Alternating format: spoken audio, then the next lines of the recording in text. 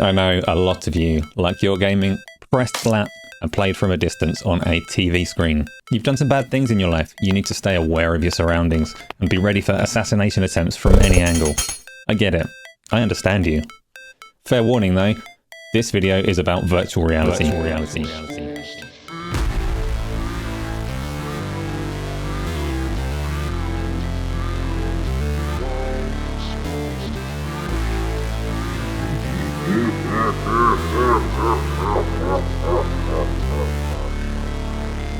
I want to talk about a couple of new VR headsets. I'm focusing on two that are significant, not just because of the technology that they're packing, but because of the companies that are behind them. Those companies being Sony and Meta, with the PlayStation VR 2 and the Meta Quest Pro. Virtual reality is still very much niche, as people keep on telling me, and the small user base can't really sustain development of big games. Things have been fairly dry since Half-Life Alyx rocked the scene a couple of years ago. Investment from these juggernaut companies is actually pretty crucial to us seeing content that touches the potential of the technology. Back when Meta were known as Facebook, they acquired Oculus, and since then, Mark Zuckerberg has continued to pour billions upon billions of money into VR.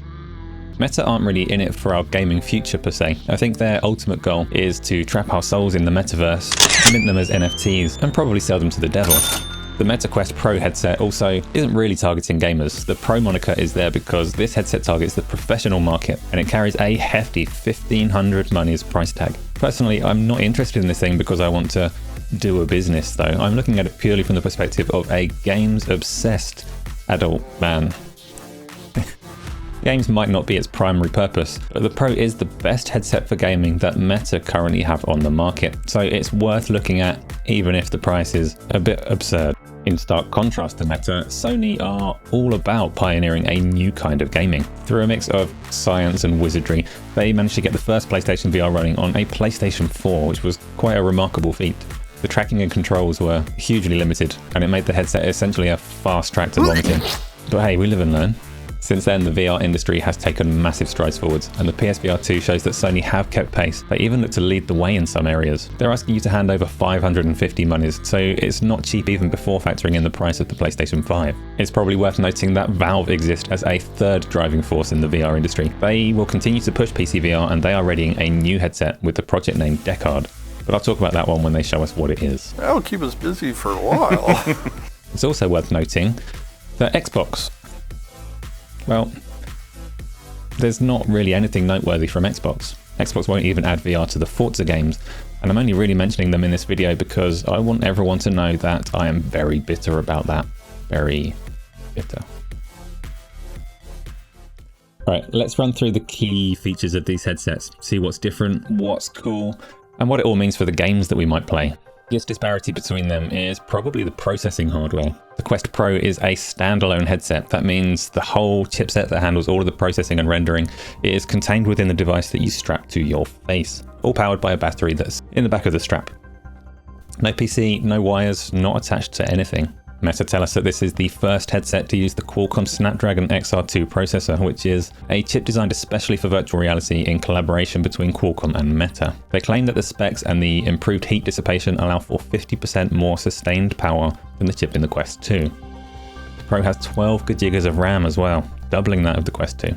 Those numbers might sound impressive, but in practice the headset will run the same content as Quest 2, with the extra power being used to drive the higher resolution displays and the new features, so mixed reality, face tracking, we'll get more into those a bit later in the video. PlayStation VR 2 takes a very different approach to processing. Games will run on the PlayStation 5 console. The obvious upside to this is that a box as big and powerful and like really big as the PlayStation 5 can run high-fidelity games far beyond anything that the mobile processor in any standalone headset can give you. The downside of the setup is that you need to keep the headset tethered to the console with a wire. The single USB-C cable simply plugs into the front of the PlayStation 5, which is a marked improvement over the breakout box and cable hell of the first PlayStation VR. But I must say that I'm really disappointed there is no wireless option available, especially after experiencing excellent quality wireless VR from less capable hardware than Sony have packed into the PlayStation 5. The Quest devices can all work with PC VR with a completely wireless connection over crusty old Wi-Fi 5. PlayStation has Wi-Fi 6 on board with bandwidth capability that's in the same realm as the USB-C cable that it uses, so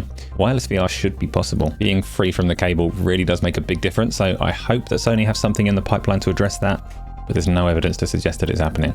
Ooh. OLED and HDR make for beautiful gaming, even for pancake lovers, and so long as the response times are on point, the PSVR 2 looks set to offer the most vibrant visuals of any headset on the market. The Quest Pro features 2 LCD panels with local dimming, so it offers 1800 by 1920 resolution per eye. The specs definitely come in lower than the screens in the PSVR headset. Meta say that these new panels offer 75% more contrast and much improved colour gamut over the Quest 2, which is a welcome improvement, but the Quest 2 was quite weak in this regard. I've talked a bit about the power of the hardware and the quality of the displays, but there's another important component in the equation that determines visual quality: the lenses. The Quest Pro uses a new lens design dubbed pancake lenses. They're light, thin, and don't suffer from the God rays or glare that plague high contrast scenes in virtual reality. Meta tout that the chipset, display panels, and pancakes come together to deliver a perceived 25% improvement over the Quest 2 in terms of sharpness at the center of the screen, and a 50% improvement in the periphery, as well as the big improvements in color and contrast. Real-world feedback from people using these devices does seem to support these claims, with the lenses being the star of the show. The PlayStation VR 2 uses Fresnel lenses. If you're not familiar with the term Fresnel, then Google Fresnel and you'll get the details. It's the lens type that most older VR headsets use, and it is typically associated with some degree of glare and God rays. Sony make great cameras, so they've got a lot of lens expertise to call upon, but ultimately we'll need to wait for hands-on time with the PSVR 2 to determine just how good things look in totality. Improvements in display technology are fairly obvious and predictable, but perhaps the most important ways that VR has advanced since the PlayStation VR are in tracking and controllers. Sony's first stab at virtual reality used the PSI camera and DualShock controller, or the Move ones. This greatly limited the ways that you could move, explore, and interact in VR. Fortunately, PlayStation VR 2 is a massive step up.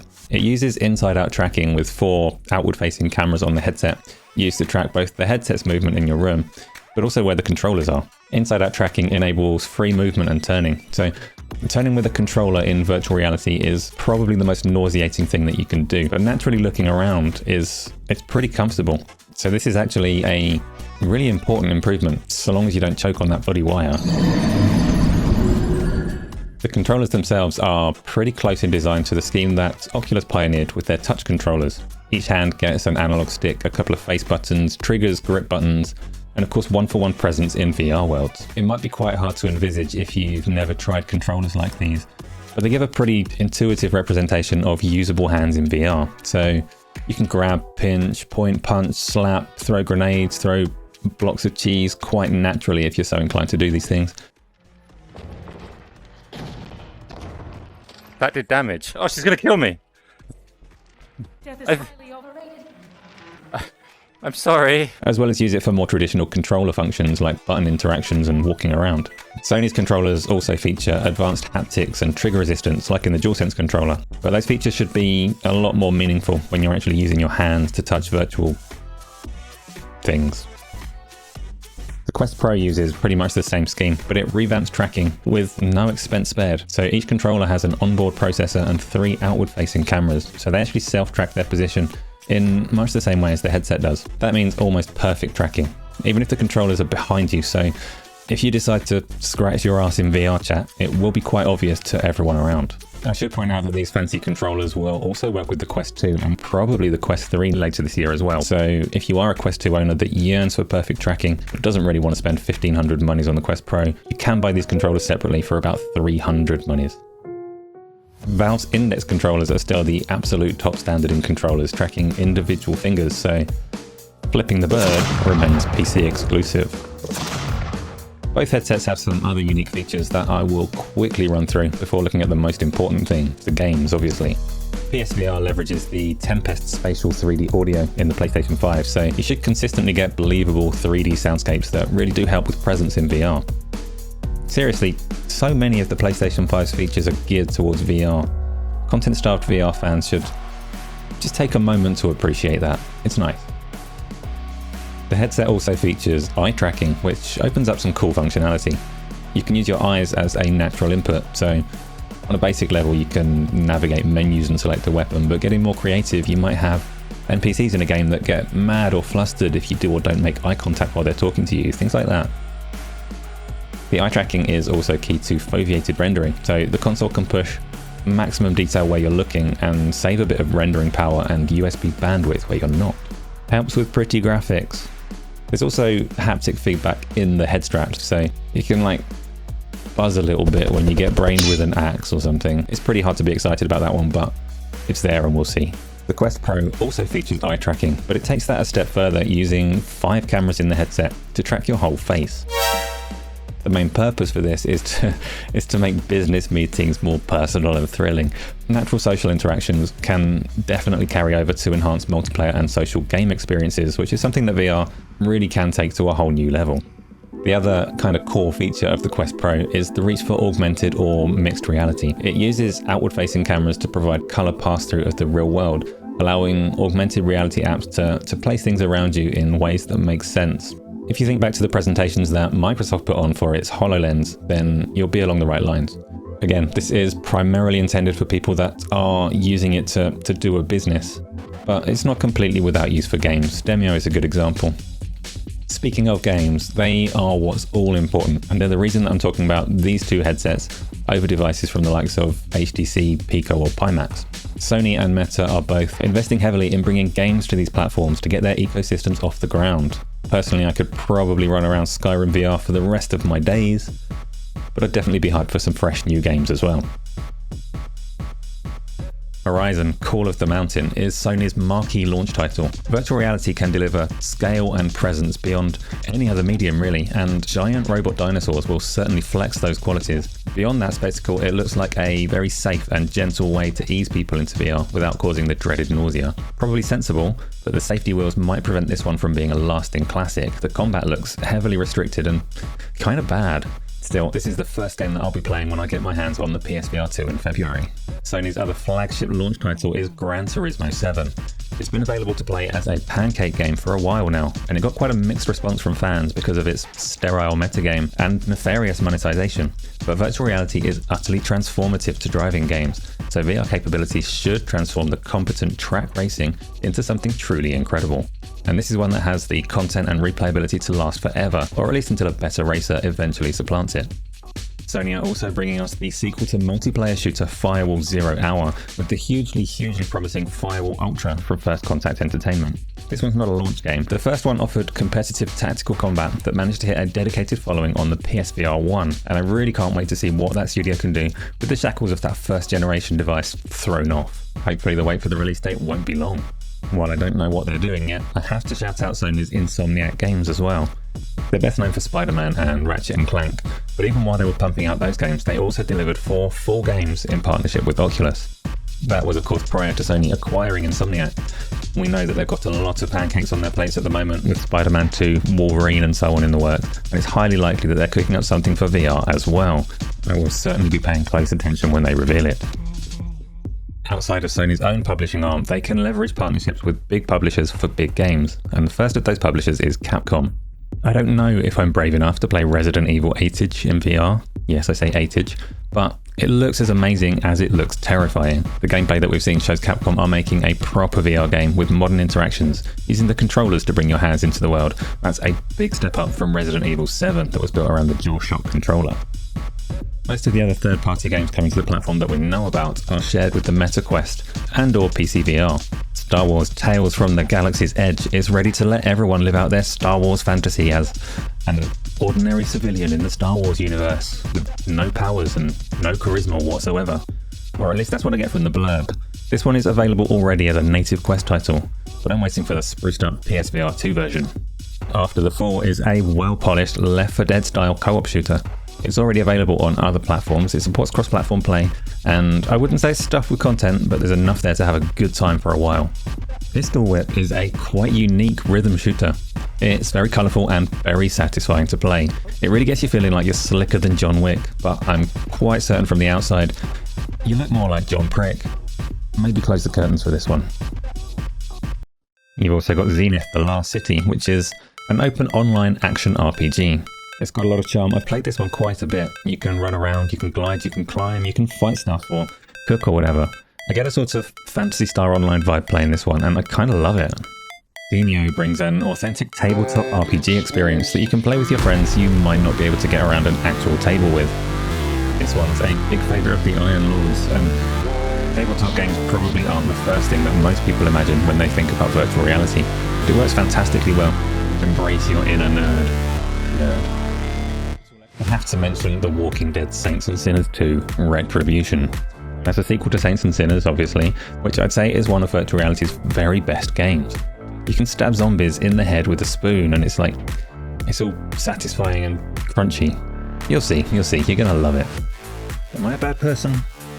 Anyway, once you've been through all of those, you can always take up the free update to No Man's Sky, a game that has so much content available now, and every bit of it works in VR. If you enjoy exploring the vastness of space, then you'll never be short of things to do. The Quest Pro didn't really land with a big wave of game announcements. It was more about having meetings in Horizon Worlds and Microsoft Teams and boring stuff like that. Still, it can be used with all of the native Quest 2 games. Highlights include flying around and blasting stuff with Iron Man's repulsors in the creatively titled Iron Man VR, or putting yourself into the more vulnerable shoes of Leon S. Kennedy in the full and seriously impressive conversion of Resident Evil 4. My plan right now is to use it for wireless PC VR games. I'm sure you've already heard of Valve's flagship Half-Life Alyx. That and pretty much all of the VR games available on Steam can be played on the Quest Pro, so long as you have a capable PC alongside it. It's no secret that I spent a lot of hours traipsing across Tamriel in the Elder Scrolls Skyrim, which is one of those games that I could play forever. The Quest line of headsets is also the easiest way to play the library of Oculus PC VR games, so you can float in the zero-gravity adventure of Lone Echo, or fight through yet another interpretation of Norse mythology in Asgard's Wrath, or maybe sample those Insomniac games that I mentioned earlier, like co-op shooter Stormland. Unfortunately, Meta have firmly moved away from PC VR, but they did leave a few great games behind them. Their decision to focus on the Quest does make sense. Quest represents the largest and most viable VR ecosystem by some distance, and it's fair to say that most VR content these days is designed for it. PlayStation VR 2 might rock that boat a little, but time will tell. I could talk about virtual reality for bloody ages, but I should wrap this video up with a quick summary of both headsets. PlayStation VR 2 is a massive, huge, gigantic step up for Sony. It promises top-tier visuals, and also the full presence and experience that sets virtual reality apart from pancake gaming. It's currently the best hope that I have for big new kind of console quality games that the industry really does need. It's pretty expensive and the wire is a bummer, but I'm excited. The Meta Quest Pro has less of a broad appeal. It packs some cool features, but it's hard to justify the price tag when the Quest 2 plays the same games so much cheaper, and the Quest 3 is likely to bring the best features to a lower price point later this year. Still, I am a massive nerd and I love VR too much to pass up on it, so once again, I'm excited. If you're still here at the end of this video, then I reckon you're probably quite into VR as well, so leave a comment, let me know what headsets that you've owned or tried in the past and what you're looking forwards to, and smash like if you want more VR based content on this channel. Thanks for watching, thanks for sharing my excitement, and I will see you next time.